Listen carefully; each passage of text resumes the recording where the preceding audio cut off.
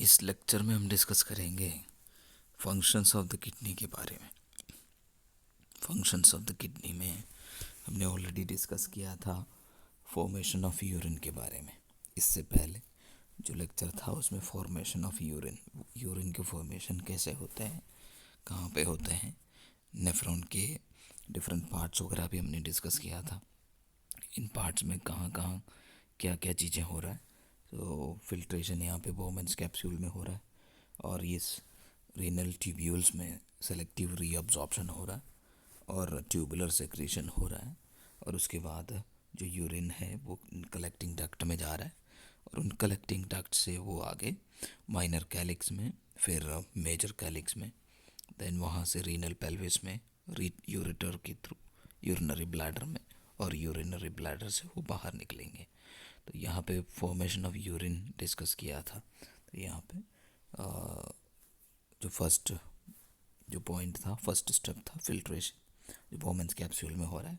The second जो हमने discuss किया था सेलेक्टिव रीअब्सॉर्प्शन, जहाँ पे बॉडी के लिए जो ज़रूरी सब्सटेंसेस है उसको फिल्ट्रेट से अब रीअब्सॉर्ब किया जा रहा है और जो चीज़ें बॉडी के लिए ज़रूरत नहीं है और जो यहाँ से एस्केप हुआ था बोमेंस कैप्सूल में, उसको ट्यूबुलर सेक्रेशन के थ्रू बाहर निकाला जा रहा है और यूरिन बन रहा है और यूरिन बॉडी से बाहर भेजा जाता है।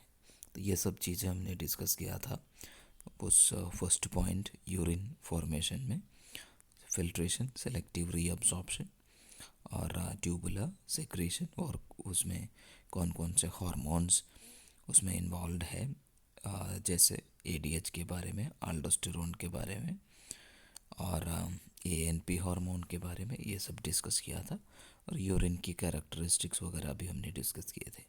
द नेक्स्ट फंक्शन जो किडनी का है वो है water balance and urine output. Urine output का और वाटर की बैलेंस या फ्लूइड एंड इलेक्ट्रोलाइट बैलेंस को मेंटेन करना, वो भी एक इम्पॉर्टेंट रोल है किडनी का।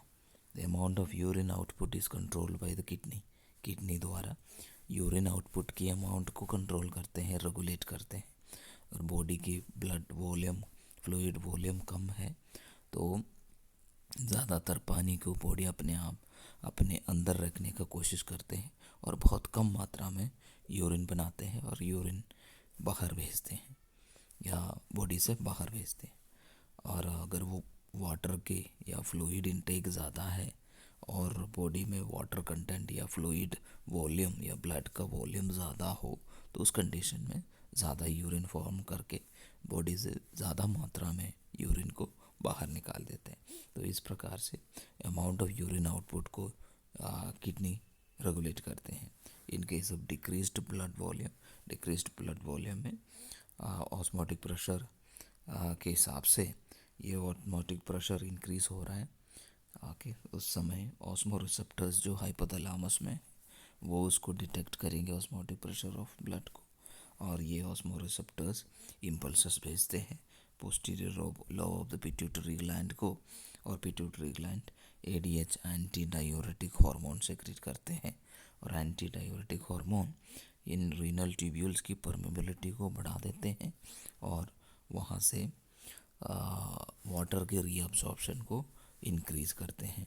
तो इन वाटर रीअब्जॉर्प्शन इंक्रीज़ होगा तो वो वाटर रीअब्जॉर्ब होके ब्लड में ही जा रहा है, कैपिलरीज में जा रहा है, तो ब्लड वॉल्यूम इंक्रीज़ होगा और ऑस्मोटिक प्रेशर ऑफ ब्लड जो रिड्यूस होंगे, ब्लड वॉल्यूम इनको इंक्रीज़ कर देंगे। ओके, तो इन case of increase in the blood volume, अगर बहुत ही ज़्यादा नॉर्मल से भी ज़्यादा ब्लड वॉल्यूम इंक्रीज हो रहा है, उस कंडीशन में there will be stretch in the wall of the atria of the heart. Heart के एट्रिया के वॉल्स भी स्ट्रेच होगा क्योंकि वहाँ ज़्यादा मात्रा में ब्लड पहुँच रहा है और वो उसको स्ट्रेच कर रहा है।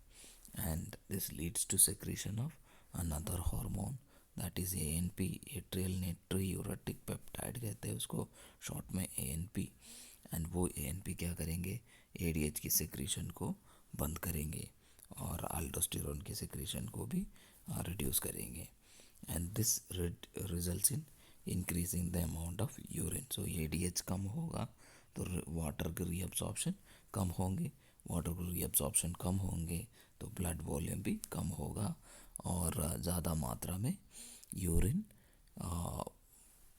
शरीर से बाहर निकल जाएगा और this increases the amount of urine and decreases the blood volume को नीचे लाने में मदद करते हैं। नेक्स्ट फंक्शन है सोडियम एंड पोटाशियम की बैलेंस। ओके, सो यहाँ पे sodium is the constituent of all food item. हर सारे फूड आइटम्स में सोडियम मौजूद है, जैसे नमक में सोडियम मौजूद है और भी जो फूड आइटम्स है उसमें मौजूद रहते हैं। The amount of sodium taken into the body is more than it's requirement. जितना चाहिए उससे भी ज़्यादा हम सोडियम ले लेते हैं फूड के through. The excess sodium is excreted through urine and sweat. Urine और स्वेट के थ्रू एक्सेस सोडियम को बॉडी से बाहर निकाला जाता है। Sodium is present in higher concentration in gastric juice में और हायर कॉन्सेंट्रेशन में सोडियम पाए जाते हैं। और potassium in higher concentration in pancreatic juice में पोटेशियम के लेवल ज़्यादा रहते हैं और इंटेस्टाइनल जूस में भी पोटेशियम लेवल ज़्यादा रहते हैं। तो sodium and potassium are reabsorbed by the colon. तो अगर सोडियम पोटेशियम की लेवल्स अगर कम है तो उसको फूड से रीअब्सॉर्ब करते हैं इंटेस्टाइन्स। ओके, नेक्स्ट है कैल्शियम बैलेंस। कैल्शियम को कैसे बैलेंस करते हैं? So levels of blood calcium is regulated by parathyroid hormone and calcitonin. इस बारे में भी हमने पहले भी डिस्कस किया था। एंडोक्राइन सिस्टम में पैराथायरॉयड हार्मोन और कैल्सिटोनिन कैल्शियम के लेवल्स को बैलेंस करते हैं। When blood calcium levels are low, जब ब्लड कैल्शियम लेवल्स जब कम हो जाते हैं तो उस कंडीशन में पैराथायरॉयड हार्मोन पैराथायरॉयड ग्लैंड से सिक्रेट होगा और ये पैराथायरॉयड हार्मोन वो कैल्शियम लेवल्स को इंक्रीज करने में मदद करेंगे।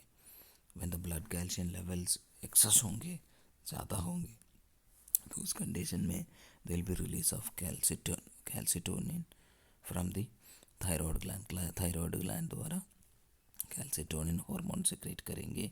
एंड कैल्सिटोनिन हार्मोन का फंक्शन है ब्लड के कैल्शियम लेवल्स को कम करना। वो किडनी के साथ भी मिलके ये रेगुलेट कर रहा है। Then pH balance, hydrogen ion concentration की बैलेंस, जहाँ पे ट्यूबुलर सेक्रेशन के थ्रू हाइड्रोजन आयन्स को निकाला जाते हैं और जो ब्लड की पीएच को मेंटेन करने में मदद करते हैं। अनदर सिस्टम है, अनदर फंक्शन है रेनिन एंजियोटेंसिन अल्डोस्टेरोन सिस्टम को मैनेज करना। So in case of decrease of blood volume कम होने पे या लो आर्टीरियल ब्लड प्रेशर होने पे, आर्टीरियल ब्लड प्रेशर कम होने पे, आर्टरी की प्रेशर कम होने पे there will be decrease in the blood volume in afferent arteriole. Afferent arteriole वो आर्टीरियोल है जो ऑक्सीजनेटेड ब्लड को ग्लोमेरुलस में लेके जा रहा है और वहाँ से जो निकल रहा है वो इफरेंट आर्टीरियोल है। तो अफरेंट आर्टीरियोल में भी ब्लड प्रेशर कम रहेगा और जो ग्लोमेरुलस में बोमेन्स कैप्सूल में पहुँचने वाले ब्लड के प्रेशर भी कम रहेगा, कम ब्लड पहुँचेंगे। There will be decrease in the blood pressure in the afferent arteriole. ये जब इस प्रकार से ब्लड प्रेशर जब कम अफरेंट आर्टीरियोल में या आर्टीरियोल और ब्लड प्रेशर कम होने पे this stimulates the cells of the afferent arteriole. Afferent arteriole के सेल्स को स्टिमुलेट करेंगे एंड वो सेक्रीट एन एंजाइम, वो एंजाइम सेक्रीट करते हैं जिसको रेनिन कहते हैं, जो किडनी से सेक्रीट हो रहा है। तो यहाँ पे आप देख सकते हैं ये किडनी द्वारा जब ब्लड प्रेशर कम होने पे, अफरेंट आर्टीरियोल के ब्लड प्रेशर कम होने पे ये रेनिन सेक्रीट किया जा रहा है। And the angiotensinogen secreted bye liver. तो अनदर हार्मोन जो लिवर द्वारा सेक्रीट किया जा रहा है वो है एंजियोटेंसिनोजन। इस आप देख सकते हैं लिवर एंजियोटेंसिनोजन सेक्रीट किया जा रहा है एंड इस दौरान angiotensinogen secreted by liver is converted to angiotensin 1 by liver और बाय रेनिन। सो रेनिन का फंक्शन क्या है? रेनिन जो किडनी द्वारा सेक्रेट किया था वो इस एंजियोटेंसिनोजन को एंजियोटेंसिन 1 में कन्वर्ट करते हैं, वो है रेनिन का फंक्शन। तो रेनिन एंजियोटेंसिनोजन को एंजियोटेंसिन 1 में कन्वर्ट करेंगे एंड इस एंजियोटेंसिन 1 को एंजियोटेंसिन 2 में कन्वर्ट करना है। उसके लिए एंजियोटेंसिन कन्वर्टिंग एंजाइम की ज़रूरत है। वो एंजियोटेंसिन कन्वर्टिंग एंजाइम लंग्स से और किडनी से सेक्रेट होते हैं। तो angiotensin 1 is converted to angiotensin 2 by angiotensin converting enzyme। angiotensin को कन्वर्ट करने वाले एंजाइम जो सेक्रेट हो रहा है लंग्स से और प्रॉक्सिमल कन्वोल्यूटेड ट्यूब्यूल जो किडनी के हैं एंड सम अदर टिश्यूज भी उसको सेक्रेट करते हैं। तो मेनली किडनी के प्रॉक्सिमल कन्वोल्यूटेड ट्यूब्यूल या किडनी की ट्यूब्यूल्स या किडनी द्वारा एंड लंग्स द्वारा एंजियोटेंसिन कन्वर्टिंग एंजाइम सेक्रेट कर रहा है जो एंजियोटेंसिन 1 को एंजियोटेंसिन 2 में कन्वर्ट किया जा रहा है। तो एंजियोटेंसिन 2 इज़ अ वैसोकंस्ट्रिक्टर। वैसोकंस्ट्रिक्टर मतलब ब्लड वेसल को कंस्ट्रिक्ट करने की क्षमता रखते हैं, ब्लड वेसल को सिकुड़ने की क्षमता रखने वाले है ये एंजियोटेंसिन 2 जो ब्लड वेसल को कंस्ट्रिक्ट करेगा। ये आप देखिए एंजियोटेंसिन 2 ये ब्लड वेसल को कंस्ट्रिक्ट करने में मदद करते हैं। जब ब्लड वेसल कंस्ट्रिक्ट होगा तो ब्लड वेसल के अंदर के जो डायमीटर कम होगा और वो ब्लड के ऊपर दबाव डालेगा और वो ब्लड प्रेशर को इंक्रीज करने में मदद करेंगे। Release of renin is increased and increased blood potassium levels will stimulate the secretion of aldosterone from the adrenal gland। यहाँ पे adrenal gland से aldosterone secrete हो रहा है।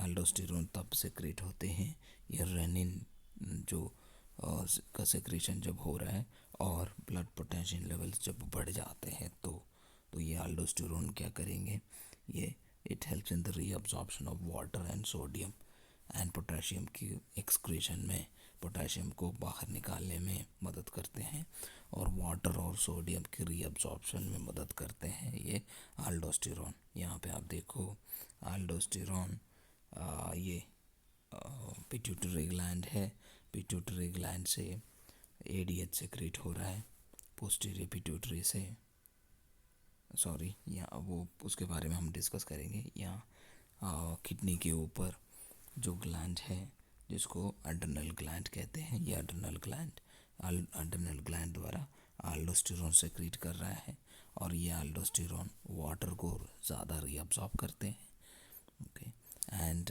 सोडियम को रीअब्जॉर्ब करते हैं। वाटर और सोडियम के लेवल्स को ब्लड में बढ़ा रहे हैं और पोटेशियम को एक्सक्रीट कर रहा है, यूरिन के थ्रू पोटेशियम को बाहर निकाल रहा है। and the secretion of renin is reduced by a negative feedback mechanism। जब ये सब कुछ नॉर्मल हो जाएंगे तो रेनिन की सेक्रेशन भी कम हो जाएगा क्योंकि ब्लड वॉल्यूम बढ़ गया और ब्लड प्रेशर भी बढ़ गया। तो ये सब क्या किस में मदद करेंगे, ब्लड वॉल्यूम को बढ़ाने में। तो ये यहाँ पे पिट्यूटरी ग्लैंड के बारे में भी देख लेते हैं।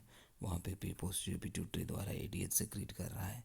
एडीएच सेक्रेट करने पे परमेबिलिटी, रीनल ट्यूब्यूल्स की परमेबिलिटी इंक्रीज हो रहा है जिससे वाटर का रीअब्जॉर्प्शन इंक्रीज हो रहा है और वो वाटर कहाँ जाएगा, ब्लड में जाएगा, ब्लड का वॉल्यूम इंक्रीज होगा और ब्लड के प्रेशर भी इंक्रीज होगा। इन सभी मैकेनिज्म किस में मदद कर रहा है, ब्लड वॉल्यूम को इंक्रीज करने और ब्लड प्रेशर को इंक्रीज करने में मदद कर रहा है।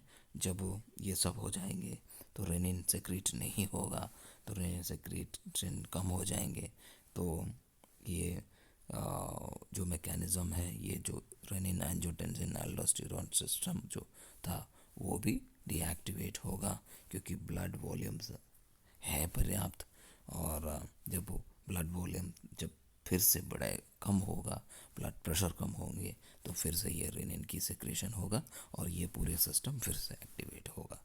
Thanks for watching.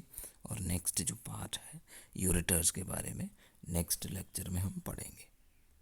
तो आज हमने जो डिस्कस किया था उसमें एक फंक्शन जो रेनिन एंजियोटेंसिन एल्डोस्टेरोन सिस्टम के बारे में, पीएच बैलेंस के बारे में, कैल्शियम बैलेंस के बारे में और सोडियम एंड पोटेशियम बैलेंस के बारे में, और उससे पहले हमने डिस्कस किया water balance and urine output के बारे में और जो फॉर्मेशन ऑफ यूरिन के बारे में हमने डिस्कस किया था। ये सब था फंक्शंस